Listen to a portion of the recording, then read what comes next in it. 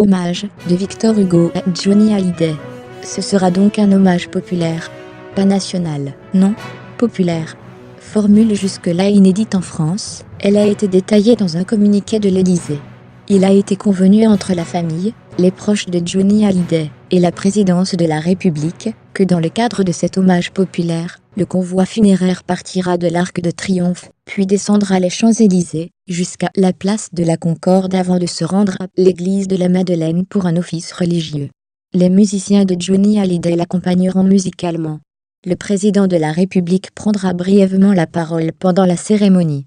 Un hommage populaire donc, qui ressemble fort à un hommage national des plus classiques. Le maire de Saint-Jean-de-Luz est décédé. Pays Cauduard, maire de Saint-Jean-de-Luz, est décédé ce jeudi matin à 10h à l'hôpital de Bayonne.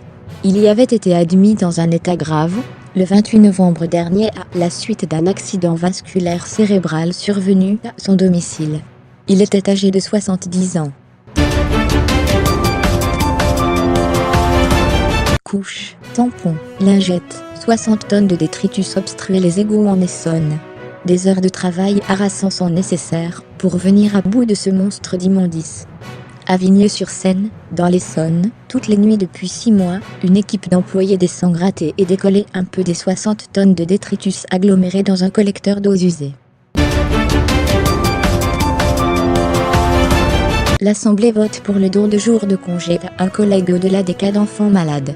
Ce dispositif de don, volontaire et anonyme, de jours de repos non pris, dépeint comme un premier pas, a été adopté avec 84 voix en première lecture, insoumis et communistes s'abstenant.